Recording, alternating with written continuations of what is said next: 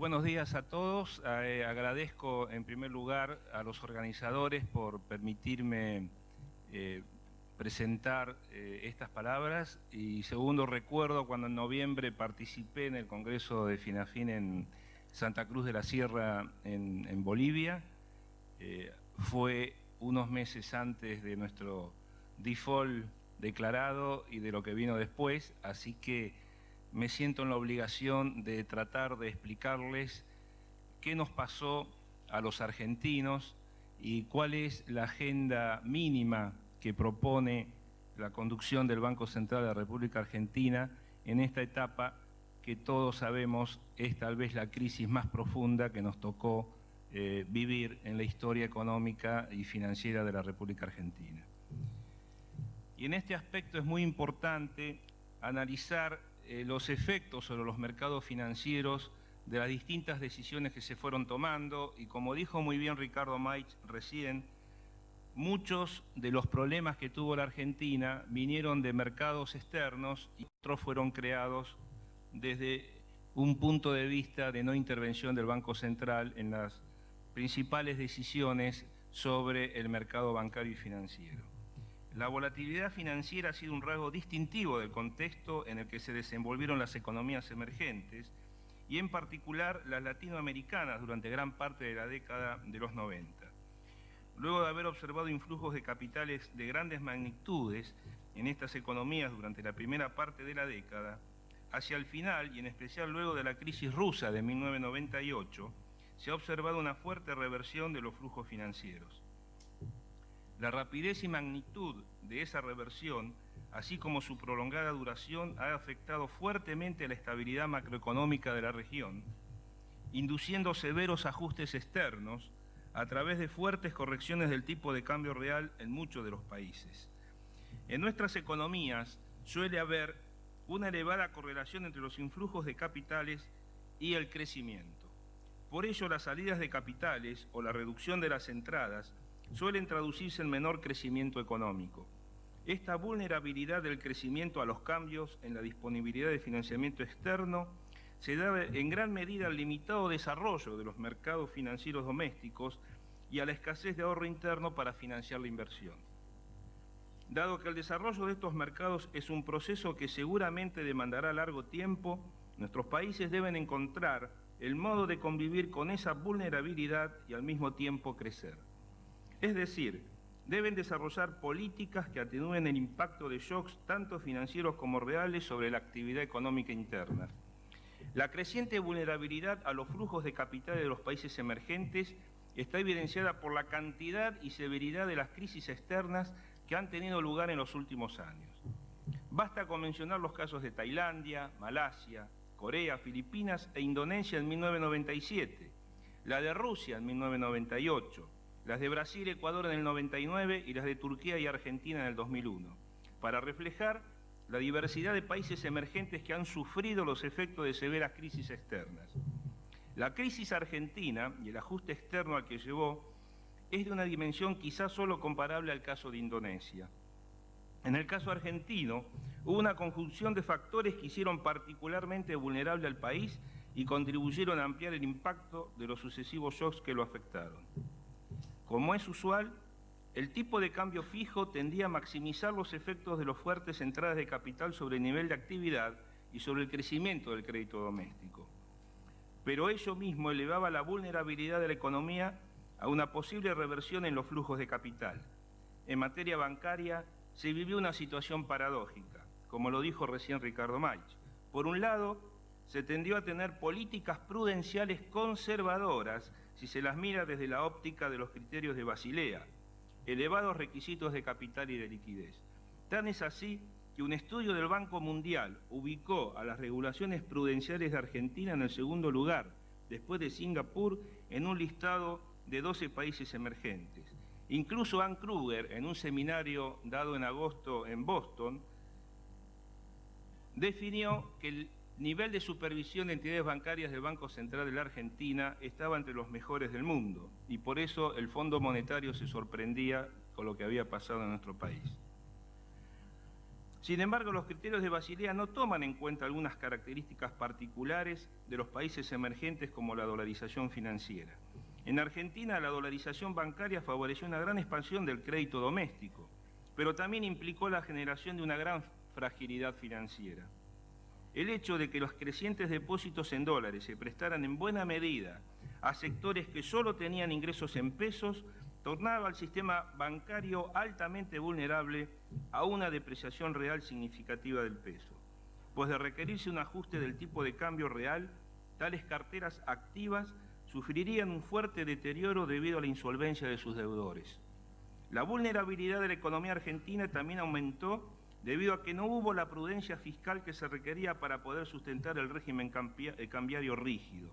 A diferencia de Hong Kong, que con el mismo tipo de régimen cambiario generó un elevadísimo superávit fiscal que le permitió sobrellevar un fuerte ataque especulativo en 1997, la deuda pública argentina aumentó, tanto en relación con el producto como en relación con las exportaciones.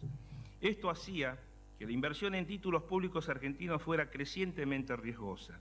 Además, las carteras bancarias también se vieron progresivamente expuestas al riesgo soberano argentino por el aumento de los préstamos a los gobiernos provinciales y de las carteras de títulos públicos, muchas de las cuales estaban en cuentas de inversión.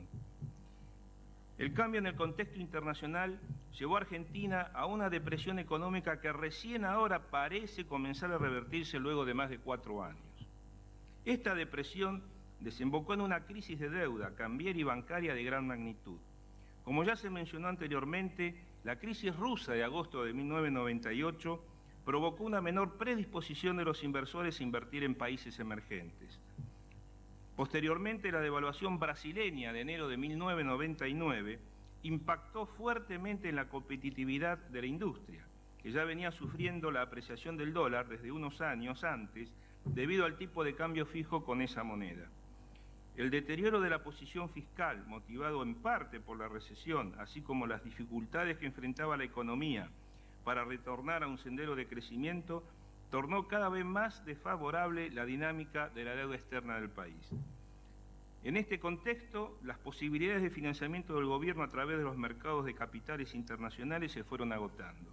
Sin embargo, la estrategia del gobierno fue la de intentar una reestructuración voluntaria de deuda a través de canjes, evitando así el default. Dadas las restricciones que imponía la convertibilidad a la monetización del déficit fiscal, esta estrategia llevaba a que el financiamiento público pasara a descansar en forma creciente en los bancos y los fondos de pensión, los que enfrentaban una merma en la demanda de financiamiento del sector privado por la caída en el nivel de actividad y en la inversión. Sucesivas modificaciones a las regulaciones prudenciales desvirtuaron los objetivos para los que éstas habían sido originalmente diseñadas y se dieron en un contexto de creciente pérdida de independencia por parte del Banco Central, fundamentalmente a partir de marzo del 2001. Por ejemplo, parte de las reservas internacionales que mantenían los bancos en el exterior, como integración de los requisitos mínimos de liquidez, fueron canjeados casi compulsivamente por un bono de 2.000 millones de dólares con vencimiento un año de plazo 2002. Además, la falta de financiamiento del gobierno nacional hizo entrar en crisis el sistema de coparticipación federal, llevando a la emisión de cuasimonedas por parte de los gobiernos provinciales e inclusive del propio gobierno nacional.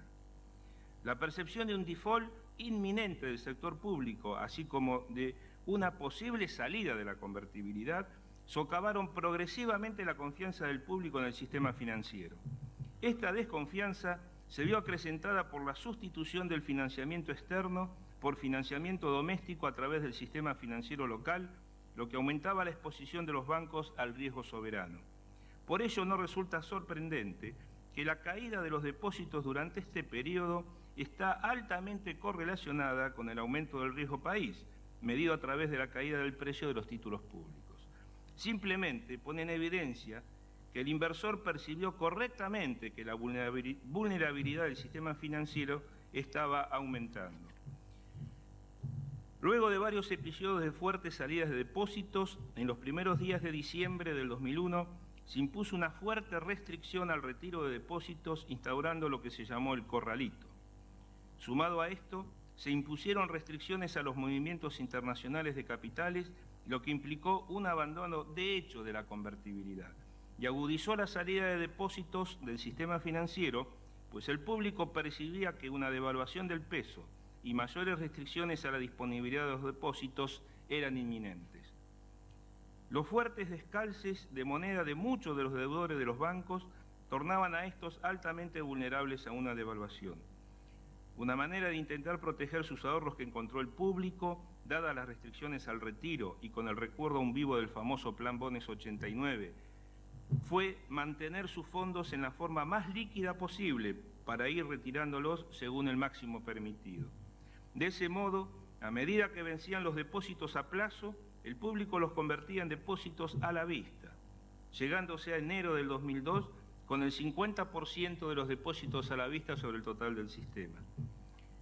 Luego de la crisis institucional de fines de diciembre, que dio lugar a 2 recambios presidenciales sucesivos, en los primeros días de enero del 2002 se dejó flotar el peso y para evitar el colapso del sistema financiero se decidió reprogramar los depósitos de ahorro, incluyendo a las cajas de ahorro en dólares, que, como mencioné, provenían de depósitos a plazos que vencieron durante diciembre.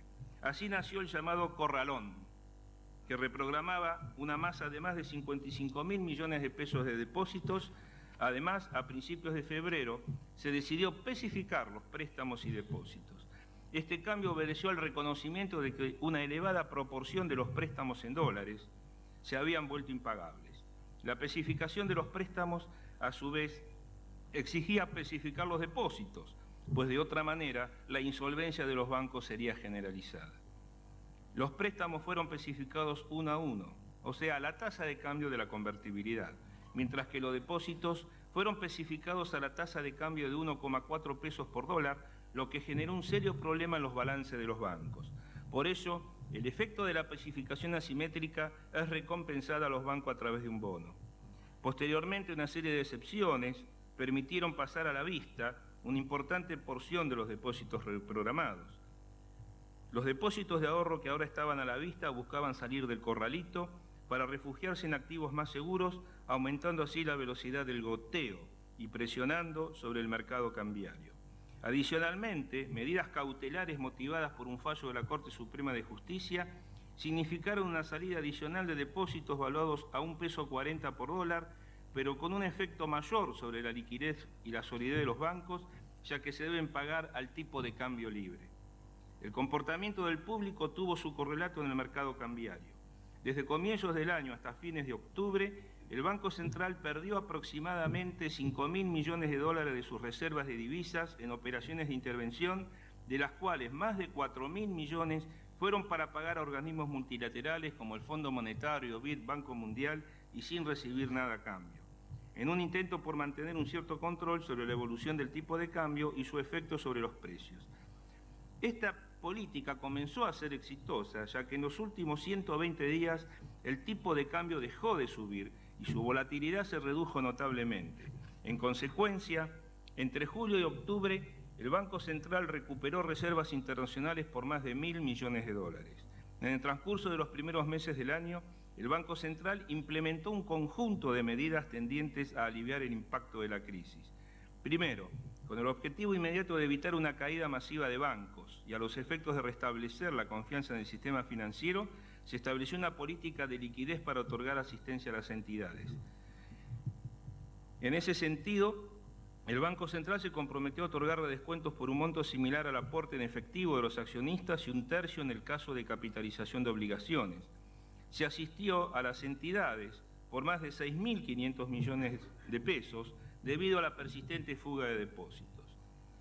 Para controlar la oferta monetaria, el Banco Central desarrolló un mercado para las nuevas letras del Banco Central LEVAX. Mediante su emisión, el Banco Central esteriliza las expansiones monetarias que exceden las tenencias de saldos reales deseadas por el público, que de lo contrario derivarían en presiones sobre el tipo de cambio y los precios. La utilización de este instrumento tiene así un papel complementario a las intervenciones en el mercado de divisas. Las tasas a las que el Banco Central coloca estos títulos ha caído sensiblemente durante los últimos 3 meses. En julio, por ejemplo, una LEVAC a 14 días llegó a pagar el 130% anual en pesos y en la última licitación se pagó el 4,8% anual. También se crearon nuevos depósitos a plazo fijo de corta madurez, libres de las restricciones impuestas por el corralón. Si bien desde el comienzo de esta operatoria los bancos ofrecieron tasas bastante atractivas, los montos operados han estado creciendo en los últimos meses, reflejando una cierta recuperación de la confianza en la medida que la situación macroeconómica tiende a estabilizarse. A partir de junio, la situación del sistema financiero se revirtió marcadamente. Se aminoró el goteo hasta casi desaparecer en julio. Entre agosto y octubre, los depósitos privados aumentaron en más de 3.500 millones de pesos. En concordancia con la detención en la caída de depósitos, la venta de divisas por parte del Banco Central cayó solo a 230 millones de dólares en junio, revirtiéndose en los últimos 4 meses, cuando, como dije antes, se compraron más de 1.000 millones de dólares. Al aliviarse la situación de liquidez de los bancos, se redujo considerablemente la necesidad de asistencia por parte del Banco Central. Mientras que durante el periodo febrero-mayo se otorgaron 5.900 millones de pesos en redescuentos a los bancos, este financiamiento se redujo a menos de 800 millones en el periodo junio-septiembre. Y en el mes de octubre del 2002 tuvimos un efecto positivo con cancelación de redescuentos. En marzo, el Banco Central presentó una primera versión del programa monetario para el año 2002. Esta primera versión del programa fue deliberadamente conservadora, con la idea rectora de mantener la inflación moderada, contemplando proyecciones de drenaje de depósitos bastante pesimistas. Como se señaló antes, tanto los depósitos como la tasa de interés y el tipo de cambio nominal han tendido a estabilizarse, mientras la inflación se ha desacelerado y muestra una tendencia persistentemente decreciente. A la luz de estos comportamientos, el Banco Central revisó ese programa ajustando las proyecciones a las nuevas condiciones de la economía. Así podemos ver que la inflación acumulada al 31 de octubre en función al índice de precio al consumidor es del 40%, proyectándose hasta fin del año 2002 una inflación no mayor al 45% anual para índices de precios al consumidor. Hoy el Banco Central enfrenta entonces una situación financiera y macroeconómica más estable. La tasa de interés, tanto nominal como real, está reduciéndose y su volatilidad ha disminuido, mientras que la inflación, luego de un pico en abril del 10,4% en un solo mes, muestra, como dije antes, una tendencia descendente, llegando al 0,2% para el mes de octubre. En consecuencia, tenemos que la tasa de interés real es positiva. Esta tasa real refleja un sesgo contractivo de la política monetaria, necesaria para que el Banco Central gane credibilidad en su empeño por no dejar que la inflación se acelere. En la medida que la inflación continúe en descenso, como se prevé, este sesgo tenderá a corregirse para facilitar la recuperación de la economía. En cuanto al sector real, los datos del segundo trimestre muestran que el PBI ha tenido un pequeño aumento en el segundo trimestre con respecto al primero, en términos desestacionalizados. Además, la inversión real ha tenido una muy pequeña contracción, reflejando una fuerte desaceleración de su caída. Los últimos meses han mostrado indicios de una incipiente recuperación en la actividad industrial, principalmente en las industrias sustitutivas de importaciones y en las exportadoras. Ha habido también una mejora en las cuentas públicas. Desde el mes de mayo, el presupuesto del Gobierno Nacional registra un superávit primario. Esta mejora se debe en gran medida a un aumento de la recaudación impositiva, producto de una ampliación de la base tributaria lograda mediante la introducción de impuestos de emergencia al comercio exterior, la eliminación de exenciones impositivas y también como consecuencia del efecto de la inflación sobre los ingresos nominales, frente a un gasto corriente que se mantuvo relativamente estable en términos nominales. En octubre, por ejemplo, del 2002, se logró un crecimiento del 33,5% en los ingresos fiscales con respecto al mismo mes del año anterior. La elaboración de un esquema monetario y financiero coherente es de vital importancia para afianzar la estabilidad monetaria y cambiaria. También lo es para alcanzar un acuerdo con el Fondo Monetario Internacional, lo que evitará un default generalizado de Argentina con los organismos internacionales y facilitará la reestructuración de la deuda externa de nuestro país. En este sentido, el Banco Central está trabajando en la dirección de implementar en el futuro una política monetaria basada en metas de inflación, política política que está siendo adoptada por un número creciente de países, tanto industrializados como emergentes. Esta política aumentará la credibilidad del Banco Central, ya que limitará su discrecionalidad al tiempo que le permitirá responder de manera flexible a shocks domésticos o externos, suavizando sus efectos sobre el ciclo económico. Por último, quiero destacar el objetivo de la agenda mínima que propone la conducción del Banco Central, con el objetivo de recuperar el crecimiento económico de manera sostenible, para lo cual se requiere como mínimo, y a discutir en la agenda, 4 puntos. Primero, mantener la flotación del tipo de cambio y recuperar la libre movilidad de capitales. Segundo, fundamental asegurar el equilibrio fiscal. Tercero, contar con un programa monetario con un anclaje nominal que asegure la estabilidad monetaria.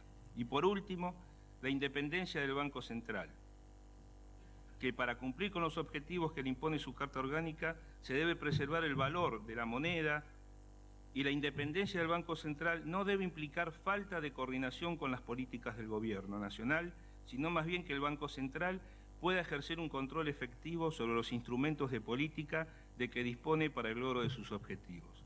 Y todo esto, como última reflexión, es imposible de llevar adelante si en la Argentina no respetamos las mínimas seguridades jurídicas. Debemos plantear a nuestros dirigentes, a nuestros políticos, a nuestros legisladores, que no se puede cambiar todos los días una Carta Orgánica del Banco Central, no se puede cambiar todos los días las reglas de juego para invertir y para cobrar un crédito, porque puede sonar muy lindo hoy, pero estamos prendando el futuro de nuestros hijos. Muchas gracias y hasta pronto.